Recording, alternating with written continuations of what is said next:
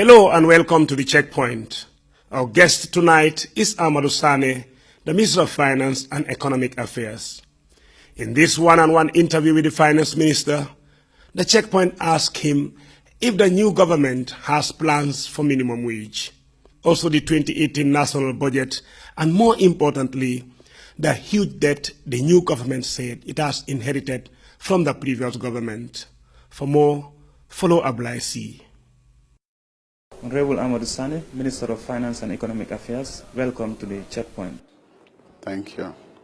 We start with the suspension of the government vehicle policy. Vehicle policy was designed, according to your ministry, to save cost, and all of a sudden it has been suspended. Why was that? Thank you, Mr. C. The vehicle policy was a fiscal control measure designed in the 2018 budget by the ministry. It's one of the expenditure areas where the government is spending large sums of money. Was the policy a domestic idea or it was from donors? It was an internal finance, Ministry of Finance policy. It has nothing to do with donors? No, this is our own fiscal measures to develop the financial systems controls within the government budgetary system. We looked at the trend and would find that in 2015 it was around $500 million is more expenditure on vehicle purchases, fuel. Yes, purchases, fuel and maintenance. We go to 2016, it came up to over 600 million. And 2017 itself, even though we have this change, but the controls were not fully in place, it went up to 800 million plus. 2017? 2017. 800 million plus. Yes. On government vehicles, spent on government vehicles. Vehicle purchases, maintenance, and fuel. All right. Maybe a little percentage of this would be on some of the areas, because with the previous government, there are lots of areas that have been brought forward. But it's an area of expenditure where we need discipline. We think we need control and reallocate the resources to more prioritized sectors like the health. You go to hospital, there are no drugs sometimes. You go to schools, they are in need of learning materials and so on. And you have infrastructure needs. We are talking about energy. So we cannot spend this kind of money on transportation alone when there are potential alternatives which are viable. So the ministry looked at all these expenditures, and then we came up with a policy. The motor vehicle policy, which we debated in cabinet. It was endorsed. It's gone to Parliament. It was also approved by Parliament. But fast track, why was it suspended? It was suspended while I was on travel to Ivory Coast, yes, in Abidjan, the ADB Board of Governors. Do you, as the minister, support the suspension? This is our policy. We brought the policy. We went through the processes to get it approved. This is a budget approved by Parliament, and they expect it to be implemented. That they have the authority to make the laws. Yes, they are the legislative body, and they have approved the budget, and they have taken consideration of all the submissions I have done. So they expect it to be implemented, which I think we should, in this name of fiscal discipline, because if you want to run a country and you don't have enough resources, you have to cut out the waste. So you wish the suspension is lifted? No, it is lifted because from Parliament I engaged the Office of the President and explained the position, and that we want to implement this as part of our program. But that is yet to be made public. Yes. In fact, we are organizing our teams, and my technicians will go on to GRTS, and we'll get people to ask questions, and we'll be able to answer. Okay, good. We move to the debt burden. The Gambia is a hugely indebted country. Yes. How are you going to salvage the situation? Really, the debt burden that we inherited is over $1 billion to this country. And servicing these debts costs about 47% of our domestic revenue. So you can see what is left is not enough for your development expenditure, investments, what you need for the hospital and others. So we have developed strategies. One, we have reduced government borrowing to a level that our borrowing in the treasury bills market have come down, and that has an impact on the interest rates. You can see that commercial borrowing now has been reduced from 24% to now 18%, some banks 17%. Treasury bill rates also, borrowing rates were very high, above 15%. Now this has come to around 6-8%. So the domestic debt we are controlling, and we are reducing the short-term treasury bills, in which you need frequent payment. We have issued 3-year and 5-year treasury bonds, and this we are fully subscribed. But is it not a 1 + 1 - 1 situation? Like you have an efficient policy to recoup or to get more revenue, but the revenue is going to be used to service debt. So it means you have no money left. Well, this is a sad fact, but that's why we need to raise more revenue. But the restructuring we're doing with this debt, the longer term allows us breathing space, because if you are paying 30 days bills or 60 days, 90 days bills, the frequency is so high, you need liquid funds to be able to pay them out. But if you have a 3-year and a 5-year bond, this takes a longer maturing period, and then it gives us, space in our liquidity, in our fund management, and you can reinvest these funds in other areas. Are you discussing with our external donors, countries and international organizations, on ways to cancel some of the debt? We're pleased that China is the first to cancel all its debts. All its debts that has been done, some $13.9 million. We've been to the Paris Club in Paris. I think this was late October.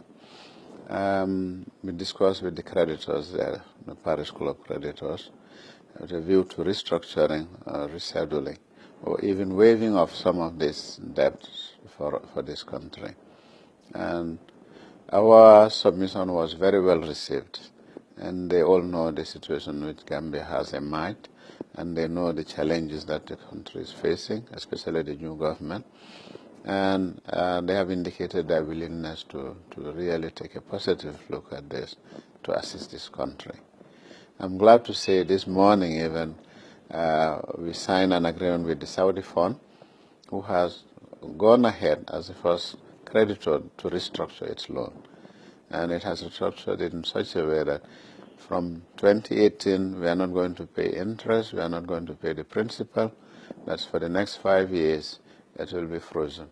So this will allow us breathing space and increase our fiscal space for investment. Yeah. We know developing countries find it very difficult to operate without external funding. But is it safe to be over-reliant on donors? I wouldn't call it reliance. It's a partnership. Given the country's resource limitation, we haven't discovered the natural resources that other countries have, in diamonds, in oil, in bauxites, minerals and other metals. So the Gambia is a tax-based economy. you can see that most of our revenue is tax economy. By comparison, even countries which have the resources that you're talking about in our part of the world are heavily indebted. Indeed. So how can we break that cycle and we start looking inward? I think it's a process of development. You have to develop your economy to be able to be resilient and to produce the resources, the income that is necessary for the country. I'll give you one example. The agricultural sector in the Gambia, we are importing almost like $1 billion of rice every year or more to feed ourselves. But you know, we have land, agricultural land available in this country. Yeah, Minister, why is it not being done? Why? We have water, the river from Kauru onwards, or I don't know, Farafene, it's fresh water. You can use it for irrigation. But our production has been going down. Why? That's the question we have to ask ourselves. If we want to develop, we want to get out of looking for assistance from our partners, we have to develop what we have within our means. The difficulty with agriculture is they have been using the old farming techniques and methods, and it has not been producing the yields that we need. Senegal has developed their irrigation. They have cut their rice importation by over 30%. It's a change. We have the same geographic pattern. We can also do it. So we have to get the youths, the people interested in agriculture, equip them, and modernize the techniques. Not just the old hoe and cutlass system. No, you have to use irrigation. You have to use modern techniques in drip irrigation or whatever form, and we can increase our yield. If we are able to feed ourselves, produce the rice we consume, instead of just importing rice, the food, the potatoes and so on, we have farms here that are growing. Karafi is producing. Why can't other Gambians, get their capacity building from them and expand? I'm sure they will be ready to assist in expanding. Okay, now we come to the cost of living. You know, taxes have been reduced, especially for basic commodities like rice. Mm-hmm. The price for sugar, a bag, has gone down, but it hasn't translated into the street market. It means wholesalers are profiting, but the common people in the street are still buying bread at the usual price before the tax reduction. Rice, the same thing? On flour, with the reduction in the cost of the bag of flour, it should obviously filter to the last product, that's the bread that people buy. But it is yet to. That one we have noticed, and the Minister of Trade is taking up this challenge with the businessmen. We know businessmen have a tendency to keep their profits, their margins. It's the same thing we had with the fuel when the prices were going down. The drivers, taxi drivers, nobody wanted to reduce. So they had to engage them to make sure that... What can you do to protect the common people? This is the issue. You have agencies that are here, competition commission. Are they working well? We hope they are. I think they are. But now it's a bigger challenge. With these changes coming in, they will have to study this and see the impact. But as far as the rice is concerned, this is starting this month. So it's only the new imports that are coming that will benefit from this 0% custom duty on rice. So the old stock you have will still be selling at the same old market price. So we look forward, you have to give it a time, lead time, for the policies to be implemented. Yes. The business community will tell you this is a liberal free market economy. Yes. But then the government, are you aware of the danger that such a market system creates in the form of inequality, as we have seen in other countries? The rich getting richer and the poor getting poorer. I would say the danger is not unique to a free market economy. I think all economies have these disparities in income. It varies from country to country, and depending on their government system. But what we are doing is to give opportunity to every Gambian to fully utilize his or her potential to make that wealth generation in business, in agriculture, in whatever you are. So we, at the central government level, we try to make the operational facilities, the ground level for them, that everybody has an opportunity to do business. You have the opportunity to go to agriculture to do it. You have an opportunity to go and do business. There are people who are entrepreneurially oriented. They take their strides. You have them going forward and doing the business. Those who do business cannot be the same as those who are sitting at home or drinking at home. They will have different incomes. So different incomes is not necessarily attributed to free market. Of course, there will be. We try to close that disparity in the government because we know that most of the poor indicators, infant mortality rate, illiteracy rate, maternal mortality and poverty rates, is greater in the upcountry regions of this country than in the urban areas.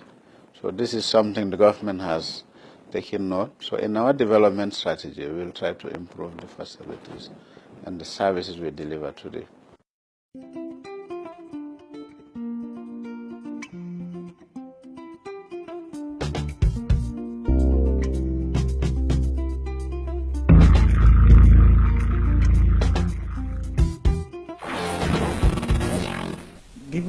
Giving every Gambian access to quality education, I think would be part of this policy of making the field level for everyone. Are you thinking of free university education? Free university education is something to come. There are models in other countries which I do not have full knowledge. I know in some countries they allow you, it will become like a loan. When you start working, you start repaying over time. So I would rather engage the specialists in the higher education. I know they would have a broader knowledge of what is applicable in other countries. But it's not something maybe we can do in the immediate short term.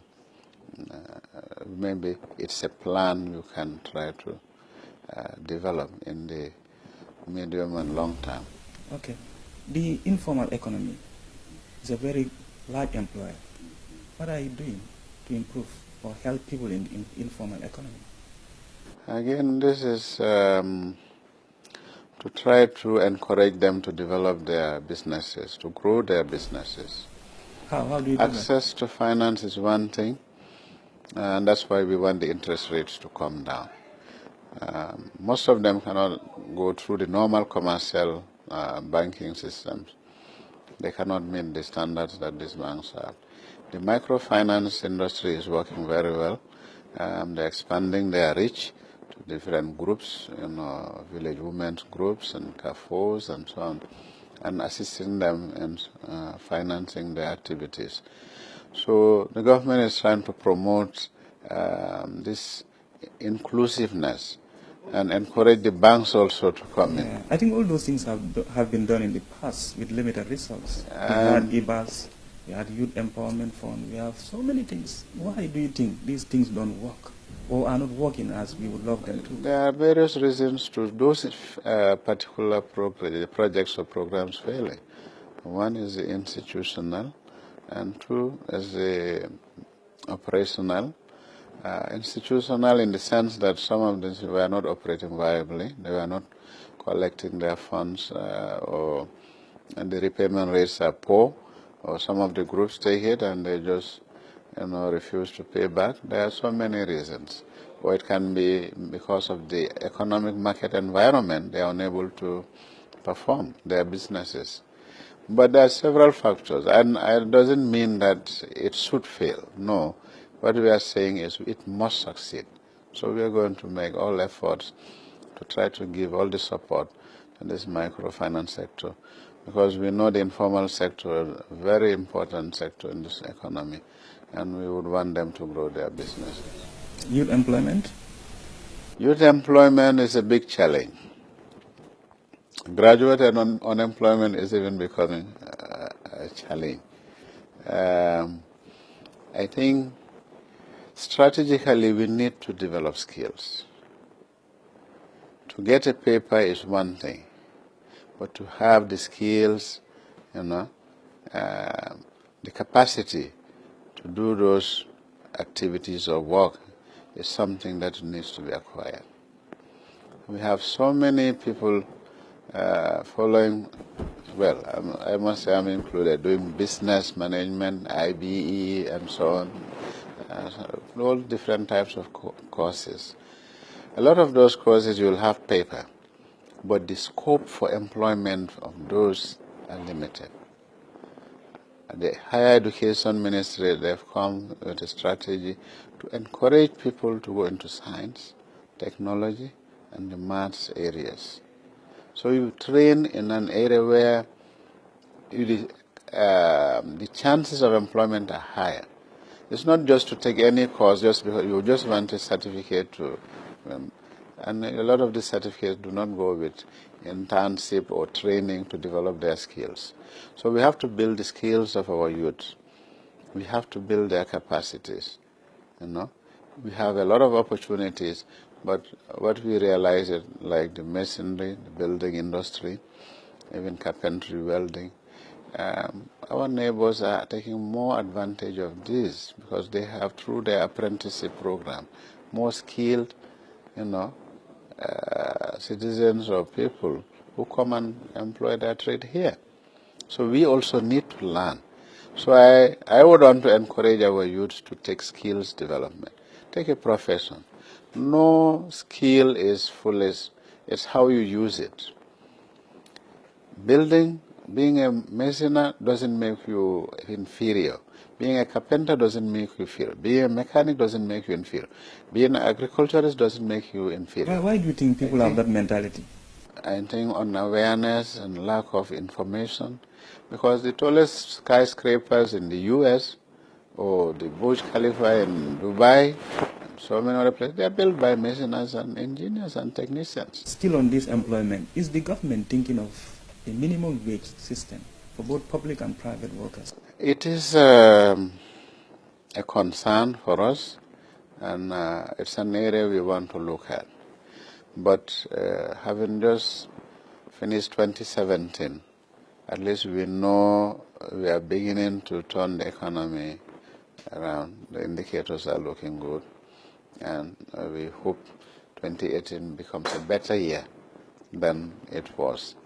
Then even the salary structures, we are aware, is very poor. But no matter how poor, you cannot come and say, oh, I'm increasing salaries by 100%, and you don't have the resources to pay. If there is no minimum wage, Yes. is there not the danger of companies exploiting workers? Of course, that is possible. Even within the system, government system, somehow on wages. What is a wage? They cannot even buy you a bag of rice. In fact, some were informing me the level of their wages. When I heard it, I never knew that was at that level. It was pathetic. These are things we need to address. But considering all that, Yes. there was this increment when it comes to fuel for senior officers or high-income earners. No, there is no increase for fuel. All this was packaged as part of the vehicle policy. So it's no longer the case. Now I'll give you the components. From grade 1 to 8, the transport allowance has been increased by $1,000. So if somebody is earning 500 or 1,000 500, you have $1,000. It's But do you almost factor in 75%, 80% increase. Yeah, but not everyone is entitled to transport allowance. Yes, Some house I know. Rent, and house rent has not been increased. I know that. So that creates a disparity there. You know, even just this allowance is a big, heavy chunk of my budget. I had to increase it by over $300 million. Salaries are not cheap things. The personal emoluments budget is over $2.5 billion. So if I have to increase every level, we are looking for $4 billion or $3.5 billion, something like that. And you need the resources to pay. That's why I'm saying we are going step by step. The grades 9 to 11, 12, the fuel that is being allocated right now is what we have converted as their transport allowance. So that when the vehicles are taken, they have the opportunity to apply to the civil service loan scheme, in which we have allocated $60 million. Yes. So they have the opportunity to buy. We are not just taking their vehicle. We're telling you, instead of the government giving the vehicle, you take your vehicle. I'm sorry, if you own your vehicle, you will take good care of it. But when you go out, just see how many vehicles are parked in the quadrangle alone. I counted the last time over 15, 16 vehicles, and these are expensive vehicles, Pajeros and other things. You know, it's a waste of government resources. Now, if you break down your vehicle, if it's a government vehicle, you say, oh, I have to get another one. So this is how the cost builds up to that hundreds of millions, you know. Okay, so let's answer this personal question. Yes. Like, there is a rumor that the World Bank has to step in to stop you from giving a contract to your company, AA & Co., in auditing public enterprises. What is your response? You know, when we started the investigations here, we brought up a lot of issues, mismanagements and frauds that the former regime were doing. And it was our request to the World Bank to support and try to audit these state-owned enterprises. One, to see where there are control breaches. Was your company involved? I'm commenting, yes. You know, to make sure that we build in systems and controls that future governments, not only us, but any government coming in the future, they will have to respect the processes to secure the country's assets. They agreed and they put up a tender, and okay, if A&Co is a firm I have an interest in, they partnered with another company, Pricewaterhouse. They tendered. Pricewaterhouse? Yes, Gambian of company? Ghana. No, an international firm. Because what we are looking for is international and local partnership. So they tendered. Some of the competitors raised noise and say I was I have a vested interest. Do you understand their feeling when they say that? You know, technically, it's not correct. What is not From correct? my own point of view, to say that I have a vested interest in this, so I should be disqualified, or my farm, or the farm in which I have an interest should be disqualified. I'll give you the concept of conflict of interest in a professional sense. If I have an interest, like I have in A&Co, and I'm working here as a minister, my different arms of the ministry they're operating, and the procurement, the project coordination unit happen to do a tender. They have made a tender. Ethically, what professional guidelines I have is to say, disclose, oh, this farm, I have an interest. I cannot be part of this assessment. I cannot be part of this evaluation. You completely excuse yourself. And this is true for any director in a board.